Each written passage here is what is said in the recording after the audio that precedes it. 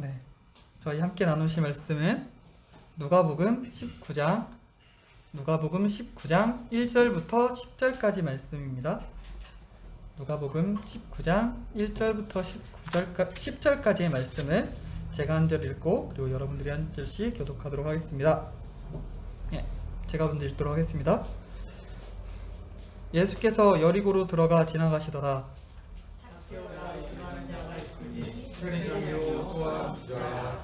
그가 예수께서 어떠한 사람인가 하여 보고자 하되 키가 작고 사람이 많아 할 수 없어 보기 위하여 돌 모아가 내는 예수께서 그리로 지나가시니 예수께서 그곳에 이르사 쳐다보시고 이르시되 삭개오야 속히 내려오라 내가 오늘 내 집에 유하여야겠다 하시니 그렇게 내려와 즐거워하며 영접하거늘 뭇 사람이 보고 수군거려 이르되 저가 죄인의 집에 유하러 들어갔도다 하더라.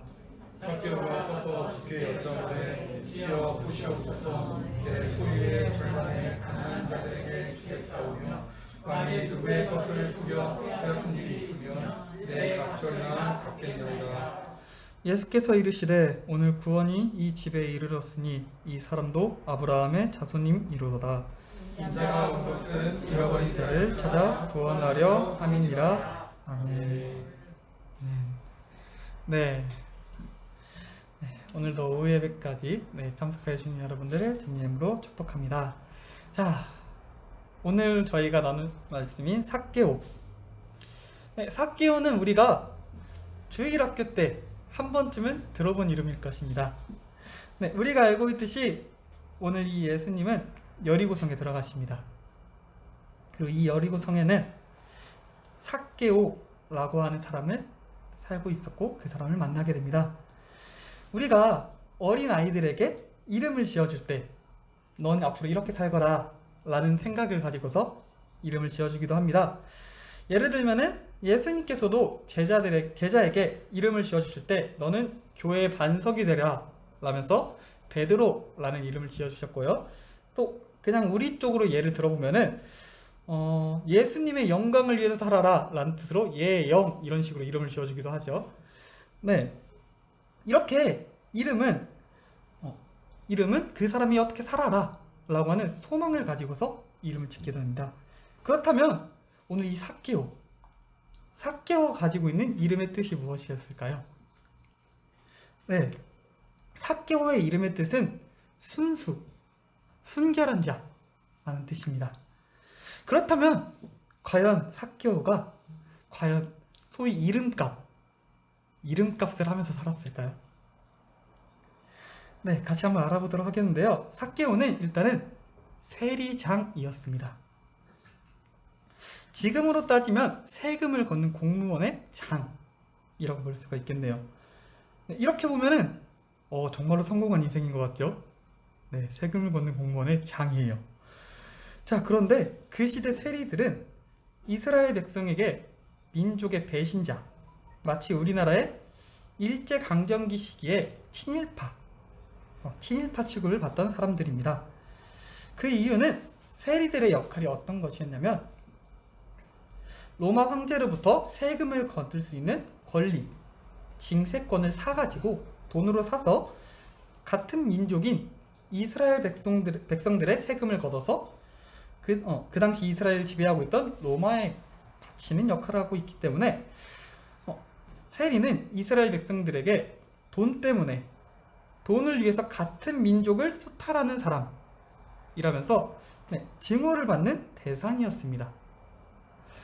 이 자들이 얼마나 깊이 대상이었으면 예수님께서 세리랑 같이 식사를 하신 적이 있습니다.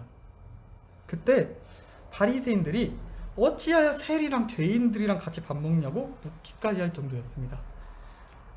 당시 세리들은 성전의 깊숙한 곳까지 들어가지도 못했고요. 그리고 회당 출입도 못했습니다. 그리고 드린 헌금 또한 거부되었습니다.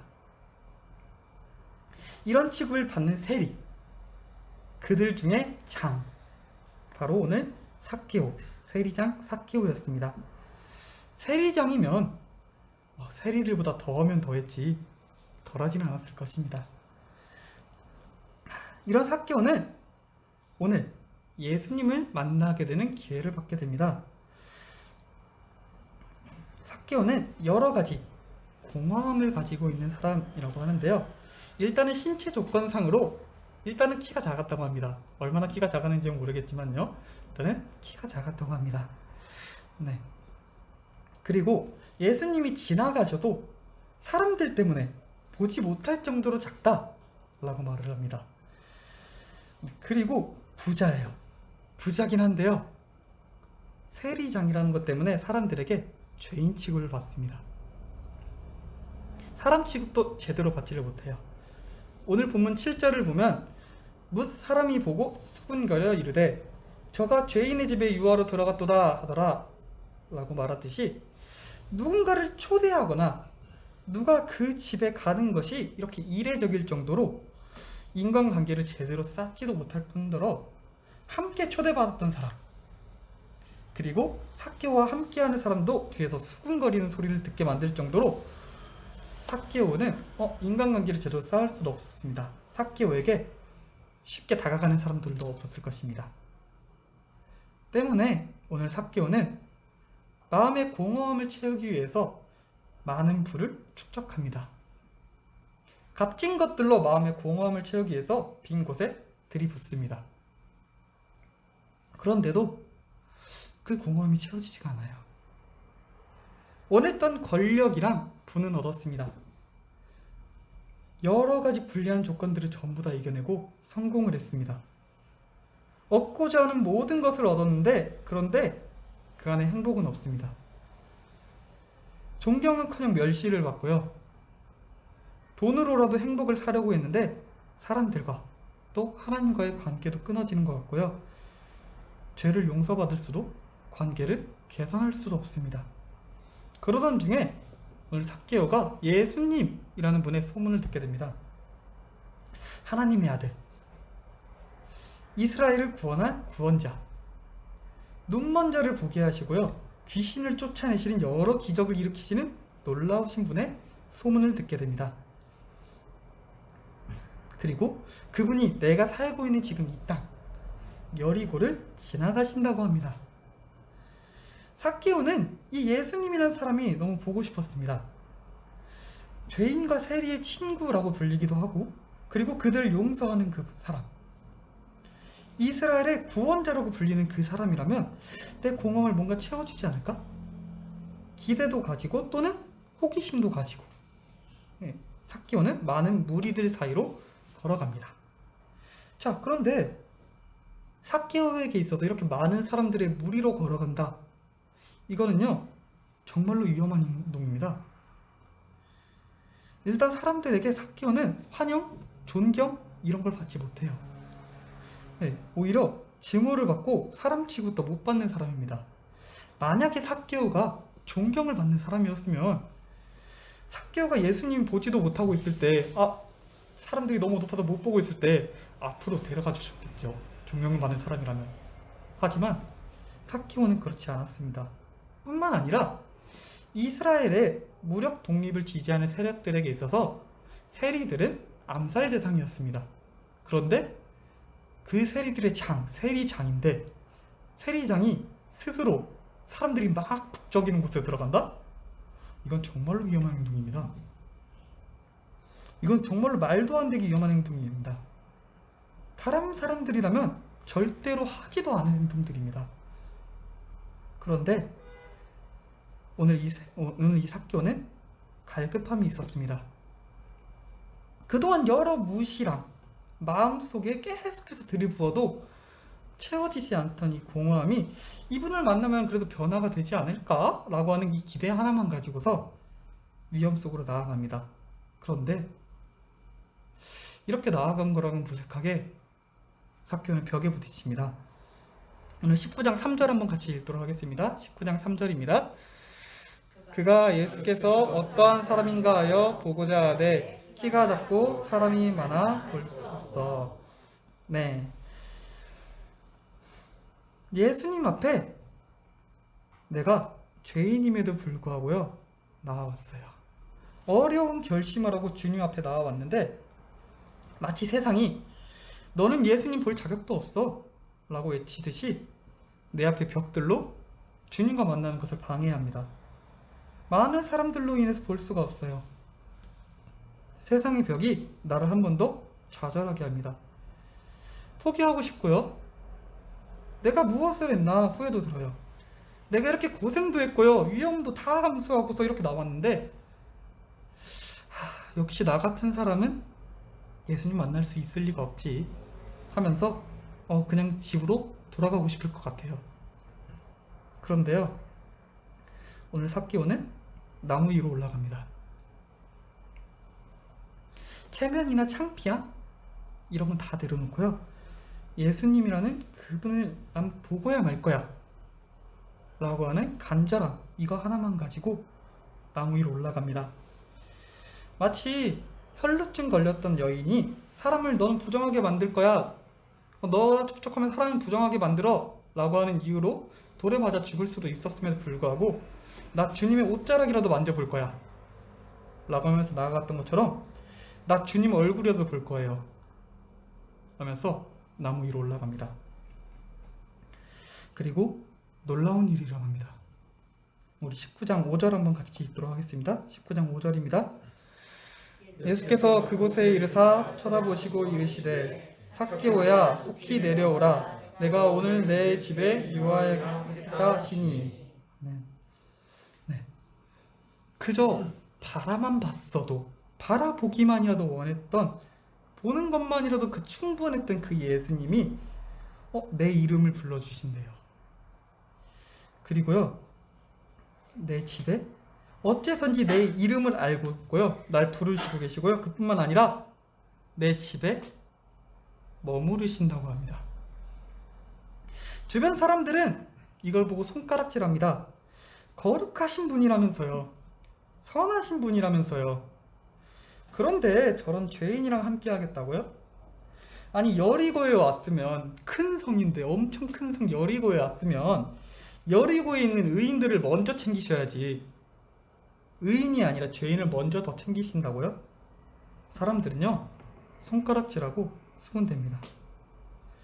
그러나 예수님은 오늘 개의치 않으세요.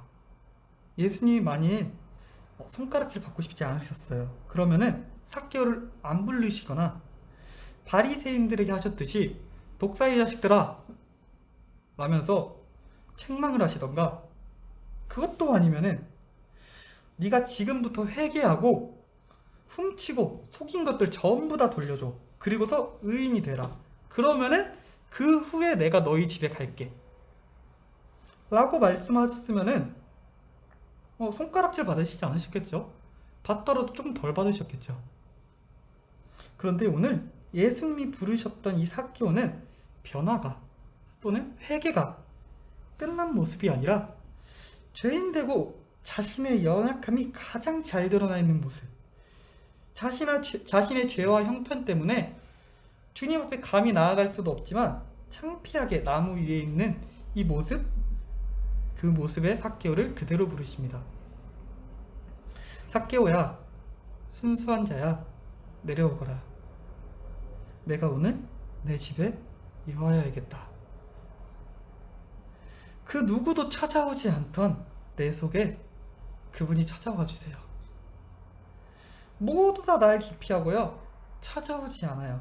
그래도 그분은 그 자리에 내 모습 그대로를 받으시고 찾아오세요. 그리고 이름 불러주십니다. 순수한 자 삭개오야.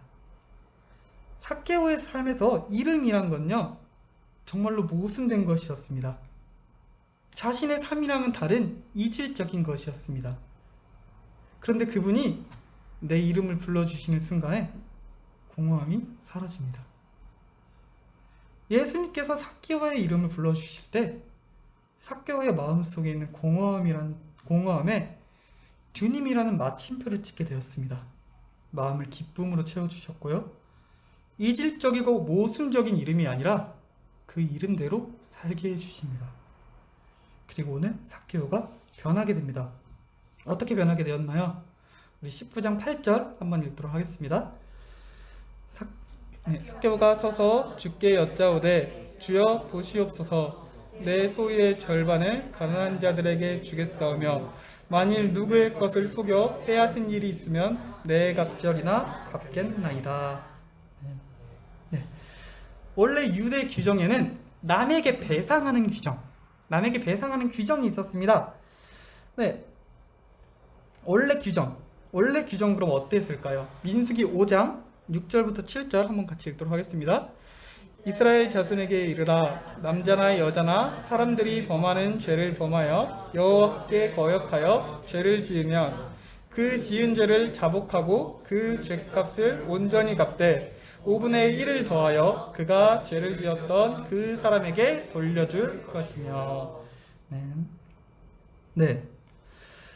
원값에 죄값을 온전히 갚되 5분의 1을 더해서 원값에 5분의 1을 더하는 게 배상하는 원래의 규례였습니다. 이것만으로도 충분했습니다. 그런데 삭개오는 오늘 내갑절이나 받겠다고 하네요. 네, 삭개오에게 있어서 이 재물이란 건요, 자신의 공허함을 채워주기 위한 유일한 수단이었습니다. 자신의 열등감을 달래기 위해서 남들보다 더 특출한 점으로 만들었던 자신의 모든 것이었습니다. 그런데 그것들로도 공허함을 채울 수가 없다고 한다고 하더라도 계속해서 모아야 되는 갈급함을 내가 채우기 위해서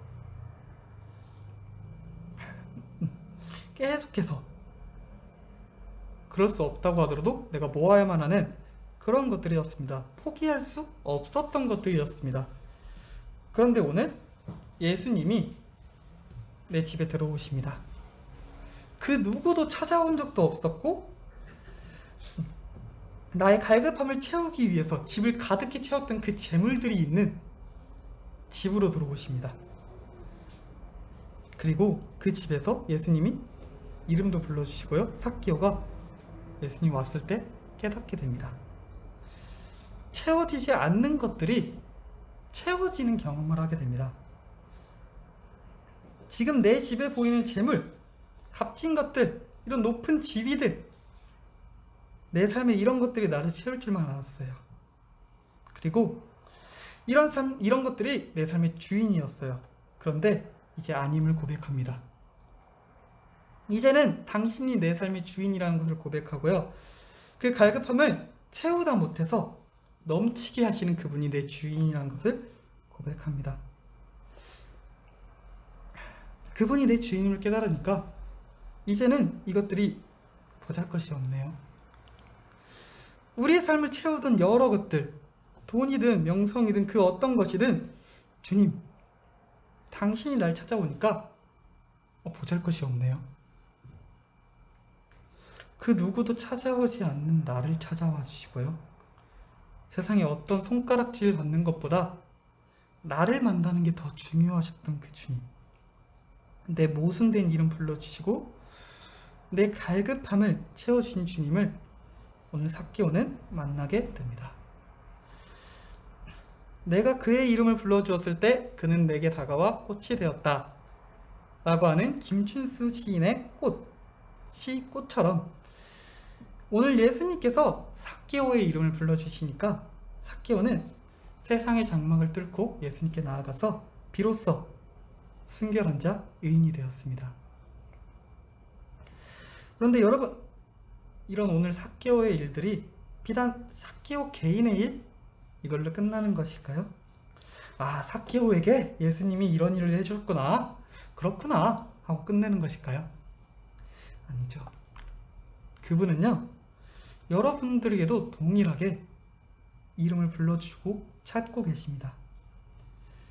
나는 하나님 앞에 감히 나아갈 수 없는 존재라고 내 안과 밖에서 손가락질을 받는다고 하더라도, 세상의 장막에 둘러싸여 있어서 예수님이 보이지 않는다고 하더라도 예수님은요, 내 이름을 알고 그리고 그 손가락질을 다 감당하고 찾아오십니다. 그리고요, 불러주고 계십니다. 찬영아, 예진아, 은수야. 네, 제가 반말로 이름 부를 수 있는 사람이 한정돼 있어서 네. 네, 내게 찾아오거라. 내가 지금 어떤 모습에 있더라도 그 모습 그대로 부르시는 주님을 우리가 알기로 원합니다. 그리고 그 이름 부르실 때 기쁨으로 우리가 주님 맞이하기 원합니다. 나를 부르신 그분 앞에서 기쁨으로 다가가는 우리 여러분들 되시기를 소망합니다. 네, 제가 기도하고서 이제 목사님 나오셔서 같이 마침 기도해 주시고 예배를 마치도록 하겠습니다. 네, 제가 기도하겠습니다. 사랑의 많으신 아버지 하나님, 감사의 기도를 드립니다. 오늘도 여전히 있는 모습 그대로 나를 계획하신 뜻대로 부르시는 주님 감사합니다. 우리가 살아가는 삶 가운데 함께하여 주시옵소서. 우리의 삶이 주님이 주인 되시는 삶 되게 하여 주시옵소서. 이제 또 하루를 살아갑니다. 살아가는 삶 가운데 항상 주님 보시기 좋았더라 하는 삶 되기를 우리가 소망하며 예수 그리스도의 이름으로 기도드립니다. 아멘.